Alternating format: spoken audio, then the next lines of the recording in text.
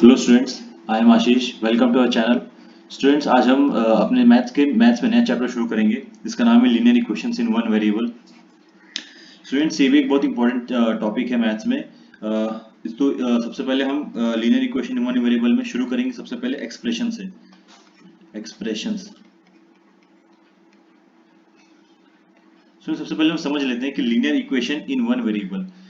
ये equation build कैसे होता है। स्टूडेंट्स, इक्वेशन में सबसे इंपॉर्टेंट टर्म होता है एक्सप्रेशंस। एक्सप्रेशंस क्या होता है स्टूडेंट्स? कि कोई भी ऐसा टर्म, कोई भी ऐसी चीज जो अपने आप में मल्टीप्लाई प्लस डिवाइड सब मैथमेटिकल रिलेशंस में बंधे हो। जैसे कि आप देखोगे, सबसे पहला एग्जांपल लूं मैं आपको, 5x। तो स्टूडेंट्स, इसमें क्या दिख रहा है आपको? ये एक एक्सप्रेशन है, 5x ये एक्सप्रेशन है। समझो दूसरा लिया मैंने, x y z या फिर 3x प्लस वाई। तो स्टूडेंट्स, ये क्या होता है? पहली बात, एक्सप्रेशंस इक्वेशन का एक पार्ट है, एक एलिमेंट है, ठीक है। अभी एक्सप्रेशन क्या होता है कि कोई भी एलिमेंट, जैसे कि 5x हो गई, ये दोनों देखो यहाँ पे एक मैथमेटिकल ऑपरेशन में फिक्स्ड है। जैसे कि 5x के साथ मल्टीप्लाइड फॉर्म में 5x के साथ मल्टीप्लाई हो रहा है। यहाँ पे x y z ये तीन टर्म्स है, x y z ये अलग अलग टर्म है, ये तीनों क्या हो रहे हैं? मल्टीप्लाई हो रहे हैं। अब यहाँ पे स्टूडेंट्स देखो, यहाँ पे 3x प्लस वाई है, यहाँ पे x 3 के साथ मल्टीप्लाइड है और y अलग है, और ये दोनों एक साथ प्लस के फॉर्म में आए, मतलब ये दोनों एक साथ प्लस के साथ जुड़े हुए। तो स्टूडेंट्स, एक्सप्रेशन उसी को कहा जाता है जब अलग अलग टर्म्स कुछ मैथमेटिकल रिलेशन में बंधे हो। जैसे कि 5x मल्टीप्लिकेशन के साथ एक दूसरे के साथ जुड़े हुए हैं, यहाँ पे 3x और y प्लस के साथ एक दूसरे के साथ जुड़े हुए हैं, तो ये एक्सप्रेशन होता है। ठीक है स्टूडेंट्स, आपको समझा एक्सप्रेशन का मतलब? एक्सप्रेशन के बाद अब एक्सप्रेशन से आप क्या बनाओगे? इक्वेशंस। तो स्टूडेंट्स, इसमें से दूसरा पार्ट आता है इक्वेशंस। अब स्टूडेंट्स, इक्वेशंस कैसे बनते हैं? देखो, मैंने आपको बताया था एक्सप्रेशन उसका एक एलिमेंट है, किसी भी इक्वेशन का एलिमेंट एक्सप्रेशन होता है। फॉर एग्जांपल ऐसा मान लो 5x, ये होगा एक्सप्रेशन। जब आप इसको किसी के इक्वल टू लिखते हो, समझो 5x इज इक्वल टू 15, तो ये पूरा चीज क्या बन जाता है? इक्वेशन। मतलब समथिंग इक्वल टू आना बहुत जरूरी है students. Something equal to something हो तो हम उसे क्या बोलते हैं? इक्वेशंस। ठीक है स्टूडेंट्स, जैसे कि समझो 2x प्लस 10, ये क्या था? एक्सप्रेशन। जब ये किसी के इक्वल टू हो गया, मान लो ये 5 के इक्वल होगा, तो ये क्या बन गया?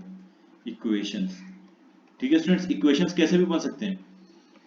जैसे कि आप ऐसा भी लिख सकते हो कि 3xy plus 9z equal to 12, ये भी एक इक्वेशन है। ठीक है स्टूडेंट्स, ये भी एक इक्वेशन है, क्योंकि यहाँ पर ये क्या था? एक्सप्रेशन, और ये किसी के इक्वल हो गया, तो ये क्या बन गया? इक्वेशन। अब स्टूडेंट्स, आपने देखा होगा कि यहाँ पे हमने, ये तो मैथ है, मैथ में हम लोग अल्फाबेट क्यों यूज कर रहे हैं? एक्स वाई जेड ये सब क्यों यूज कर रहे हैं? आपने कभी सोचा होगा कि मैथ्स में हम एक्स वाई जेड क्यों यूज करते हैं? क्योंकि इन्हें वेरिएबल कहा जाता है। अब मैथ्स में एक बहुत इंपॉर्टेंट टर्म होता है, वेरिएबल। ये बहुत इंपॉर्टेंट टर्म होता है स्टूडेंट्स। वेरिएबल मतलब क्या होता है? मैथ्स में हम कभी भी किसी चीज का कैलकुलेशन करते हैं, किसी चीज को फाइंड आउट करते हैं, तो ये वेरिएबल वही चीज होता है जिसे हम जनरली फाइंड आउट करते हैं कि किसी चीज की वैल्यू क्या होगी। और स्टूडेंट्स, वेरिएबल कभी भी ऐसी नंबर होती है जो हमें पता नहीं है, बट हम उसे फाइंड आउट करने वाले हैं, जिसे हम फाइंड आउट करेंगे। ठीक है, इसलिए हम लोग वेरिएबल को किसी अल्फाबेट से आसानी कर देते हैं। जैसे कि ऊपर वाले केस में अगर मैं इधर लूंगा 5x इज इक्वल्स टू 15, सो ये x क्या हो जाता है? वेरिएबल। मतलब इसकी वैल्यू कुछ भी हो सकती है, अभी हमको पता नहीं है, हम कैलकुलेट करके निकालेंगे कि इसकी x की वैल्यू क्या है। तो ये सब चीजें वेरिएबल होती है। जैसे कि दूसरे इक्वेशंस में, जैसे कि ये वाला इक्वेशन था 3xy plus 9z, 3xy plus 9z equal to 12। अब स्टूडेंट्स, यहाँ पे अल्फाबेट कौन कौन से हैं? x y z। तो यहाँ पे वेरिएबल्स क्या क्या हो जाएंगे? x y z, ये सब क्या है? वेरिएबल्स हैं। हमको इनकी वैल्यू अभी नहीं पता, बट हम ऐसे कैलकुलेट करके इनकी वैल्यू निकालेंगे। सो उन्हें वेरिएबल्स कहा जाता है, जिनकी वैल्यू कुछ भी हो सकती है, जो कैलकुलेट करने के बाद आते हैं। ठीक है स्टूडेंट्स, अब स्टूडेंट्स आपने समझा कि एक्सप्रेशन क्या होता है, इक्वेशन क्या होता है और वेरिएबल्स क्या होता है। अब फाइनली हम आते हैं लीनियर इक्वेशन क्या होता है। ठीक है स्टूडेंट्स, कि लीनियर इक्वेशन क्या होता है, राइट? तो स्टूडेंट्स, लीनियर इक्वेशन क्या होता है? जैसे कि एक सिंपल एग्जांपल लूं मैं आपको, यही वाला 5x is equals to 10। Linear equation वो इक्वेशन होता है जिसमें जो ये वेरिएबल है, वेरिएबल इसकी पावर 1 हो। ठीक है, इसकी पावर 1 हो। इसको लीनियर इक्वेशन का दूसरा ग्राफिकल मेथड क्या होता है समझने का?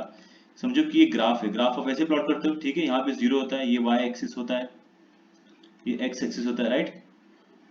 है कि नहीं? ये माइनस एक्स होता है, ये प्लस एक्स होता है।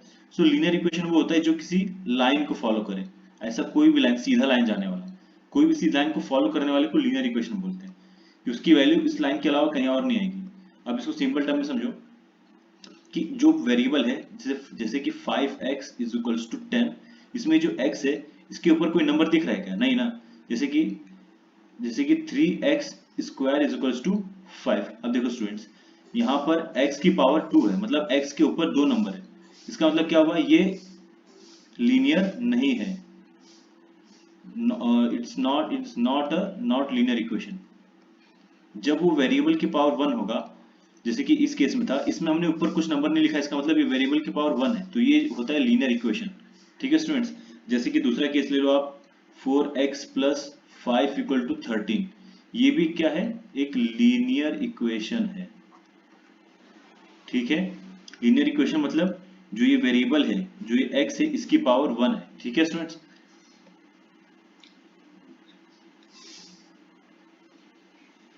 तो जब x की पावर ज्यादा हो जाएगी, जैसे कि 4x की पावर समझो 3 हो गया, या 3x की पावर 2 हो गया, या 5x की पावर 4 हो गया, जब x की पावर बढ़ जाती है तो हम इसे नॉन लीनियर बोलते हैं। सिर्फ x की पावर जब 1 रहेगी, सिर्फ x रहेगा, तो उसे हम क्या बोलेंगे, लीनियर इक्वेशन। ठीक है स्टूडेंट्स, अब देखते हैं।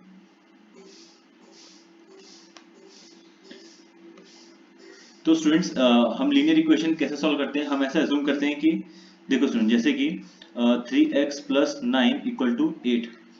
सो लीनियर इक्वेशन कैसे सॉल्व किया जाता है स्टूडेंट्स, हम ऐसा अज्यूम करते हैं कि ये एक एक्सप्रेशन है और ये एक एक्सप्रेशन है। ठीक है, ये इक्वल टू के लेफ्ट हैंड साइड में, लेफ्ट हैंड साइड, और ये इक्वल टू के राइट हैंड साइड में। सो स्टूडेंट्स, जब भी इक्वलिटी फॉलो होगी, लेफ्ट हैंड साइड जब इक्वल होगा राइट हैंड साइड के, तभी इक्वेशन को सॉल्व किया जा सकता है, तभी इक्वेशंस आर सॉल्वेबल। मतलब जब लेफ्ट हैंड साइड, जैसे कि लेफ्ट हैंड साइड में ये था 3x प्लस 9, टोटल ये लेफ्ट हैंड साइड में आता है, ये जब इक्वल होगा राइट हैंड साइड के, राइट हैंड साइड में क्या आता है 8, तभी आप इक्वेशन को सॉल्व कर सकते हो।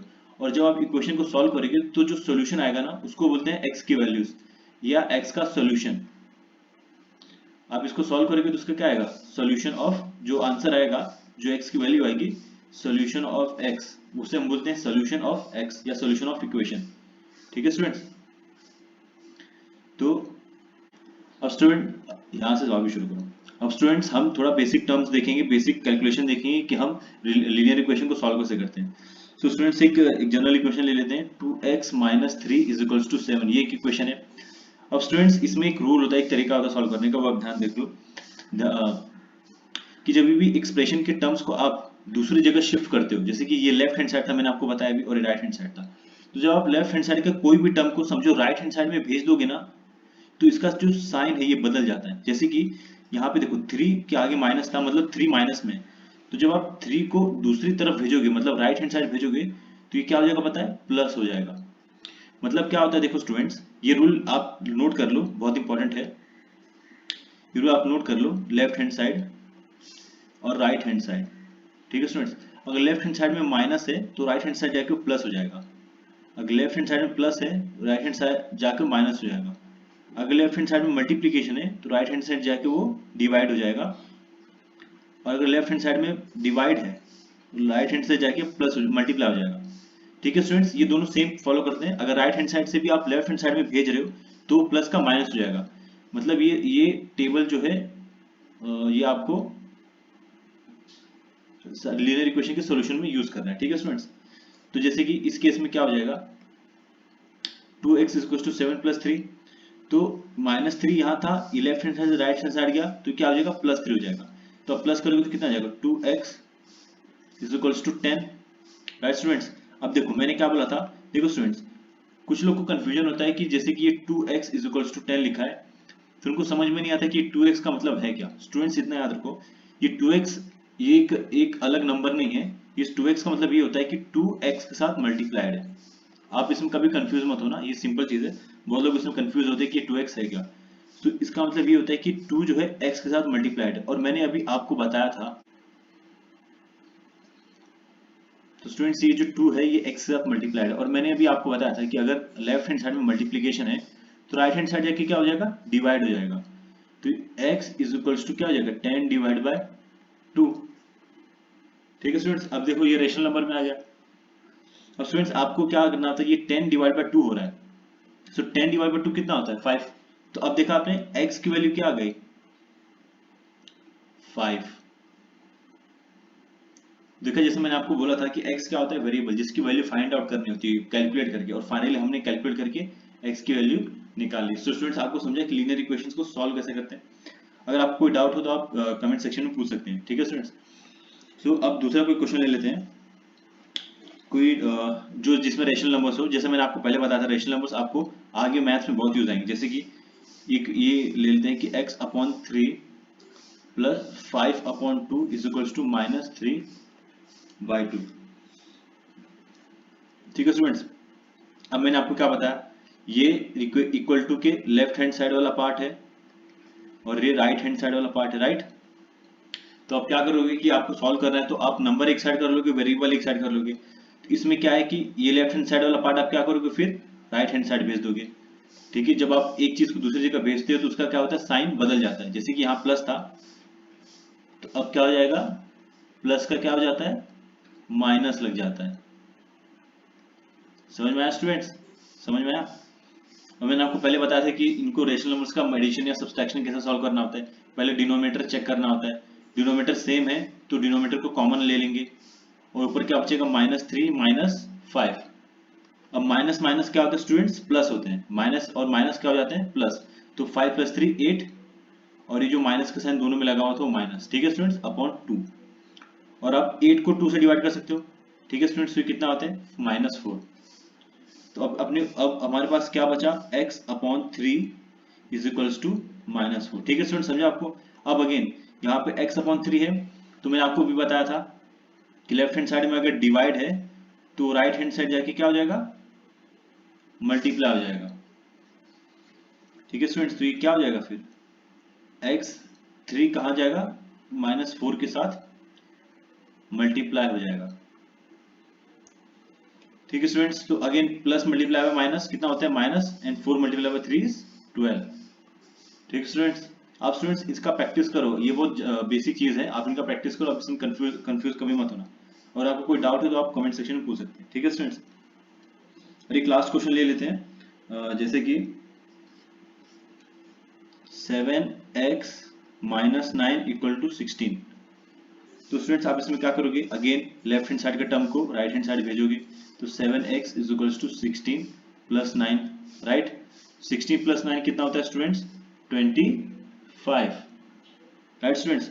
अब क्या बचा अपने पास, 7x is equals to 25, right students. यहाँ पे क्या है, 7x क्या है, 7x के साथ मल्टीप्लाई, मैंने आपको अभी सिखाया 7x मतलब क्या होता है कि 7x के साथ मल्टीप्लाइड है। ठीक है, तो अब क्या हो जाएगा, x is equals to 25 upon 7। ठीक है स्टूडेंट्स, तो ये रहेगा हमारा फाइनल आंसर। स्टूडेंट्स एक लास्ट मैं आपको एक मैथमेटिकल ट्रिक बताता हूँ जिससे आप डिवाइड करना सीखोगे। जैसे कि समझो x की वैल्यू 64 अपॉन 16 दिया है, अब आपको इसको सॉल्व करना है और x की वैल्यू निकालनी है, लेकिन आपको कंफ्यूजन हो रहा है कि आप कैसे निकालोगे। सो स्टूडेंट्स हम इसको एक मैथमेटिकल टर्म्स निकालते हैं, वो होता है फैक्टराइजेशन का टेक्निक। आप उसमें करते क्या स्टूडेंट्स, आप ऐसा एक चार्ट टाइप बना लेते हो, उसमें सबसे पहला नंबर जैसे आपका 64 है तो आप 64 को यहाँ पे रख लो। ठीक है स्टूडेंट्स, अब आप देखो, आप सबसे पहले क्या करो, सबसे छोटे नंबर से जो 1 से बड़ा हो उससे डिवाइड करना शुरू करो। जैसे कि आप 2 से डिवाइड करना शुरू कर दो, ऐसे नंबर जो 1 से बड़ा हो और सबसे छोटा हो, तो सबसे पहला नंबर क्या आता है, 2। ठीक है स्टूडेंट्स, सब 2 को से डिवाइड करोगे तो कितना आंसर बचेगा। आप अगर समझो 2 से डिवाइड नहीं होता तो आप 3 से करो, फिर 4 से करो, फिर 5 से करो। ठीक है, तो इसका ये कितना आंसर आएगा, 2। आप 2 को 64 को अगर 2 से डिवाइड करोगे तो कितना आएगा, 32, राइट। तो यहाँ पे 32 आप ऐसे डिवाइड करते जाओ तो ये कितना आ जाएगा, ऐसे करते जाओ। ठीक है स्टूडेंट, जब तक 1 नहीं आता ना स्टूडेंट्स, तब तक करते जाओ, 2 2 और फाइनली यहाँ पर 1। जैसे कि आप 2 को 64 को आपने 2 से डिवाइड कर, जो उसका आंसर होता है ना, जो क्वोशंट होता है, वो यहाँ पे आप लिख दोगे। ठीक है, फिर से आप 32 आया, फिर से आप 32 के लिए वो नंबर चेक करोगे जो 1 से जस्ट बड़ा हो, सबसे छोटा नंबर जो 1 से बड़ा हो और जो उसको डिवाइड करो वो 2 है। तो ऐसा कर करके आपने लिखा। सेम चीज आप 16 के लिए करोगे। ठीक है स्टूडेंट्स, तो आपने सेम चीज 16 के लिए करना है। तो 2 8 जा 16, 2 4 जा 8, जब तक 1 ना आ जाए स्टूडेंट्स तब तक इसका प्रैक्टिस करते रहो स्टूडेंट्स। अब 2 2 जा 1। तो यहाँ पे देखो स्टूडेंट्स, तो आप क्या करोगे, यहाँ पर देखो 64 का इतने सारे फैक्टर्स है, ये सब फैक्टर्स है स्टूडेंट्स। ठीक है, 1 2 3 4 5 6, ये सब 6 फैक्टर्स है। तो आप 64 को इन फैक्टर्स के फॉर्म में लिख दो। 2 multiply by 2 multiply by 2 multiply by 2 multiply by 2, 3 4 5 and 6। और नीचे यहाँ पे क्या था स्टूडेंट, 16 था। तो 16 की जगह पे हम ये 16 के ये 4 फैक्टर्स आए, तो हम उनको मल्टीप्लिकेशन फॉर्म में लिख देंगे। ठीक है स्टूडेंट, इसका मतलब स्टूडेंट यही होता है कि 2 को 4 बार मल्टीप्लाई करोगे तो 16 आएगा, और यहाँ पे 2 को 6 बार मल्टीप्लाई करोगे तो 64 आएगा। इसका मतलब ये होता है बेसिकली, ये सब फैक्टर्स है। अब स्टूडेंट्स अब देखो यहाँ कैंसिल आउट करने का तरीका आता है। जैसे कि आपको 2 और 2 एक सेम दिखा तो आप कैंसिल कर दो, जब ऊपर भी मल्टीप्लाई हो नीचे भी मल्टीप्लाई हो तब आप कैंसिल कर सकते हो। ठीक है, यहाँ पे आपको 2 2 दिखा कैंसिल कर दो, यहाँ को 2 दिखा, यहाँ 2 दिखा कैंसिल कर दो, और ये 2 दिखा, ये 2 दिखा कैंसिल कर दो। तो फाइनली आपको बचेगा क्या, ऊपर सिर्फ बचेगा 2 मल्टीप्लाई बाय 2 और नीचे सिर्फ 1 बचेगा। तो क्या होगा, 4 अपॉन 1 कितना होता है, वो सिर्फ 4। ठीक है स्टूडेंट्स, ये एक तरीका है। फ्रेंड्स ये एक तरीका है, ये आपको मतलब कोई भी कैलकुलेशन करने में आगे जाकर इवन इन लीनियर इक्वेशन में भी आपको ये यूज आ सकता है। ठीक है स्टूडेंट्स, और मोस्टली आता है, यही यूज आता है। तो स्टूडेंट्स अगर आपको समझा होगा तो प्लीज वीडियो को लाइक करें, चैनल को सब्सक्राइब करें, और थैंक्स फॉर वॉचिंग स्टूडेंट्स। अगर आपको कोई डाउट है तो आप कमेंट सेक्शन में पूछें, हम आपको आंसर करने की कोशिश करेंगे। ठीक है स्टूडेंट्स, ठीक है स्टूडेंट्स, फिर टेक केयर, मिलेंगे नेक्स्ट वीडियो में। बाय।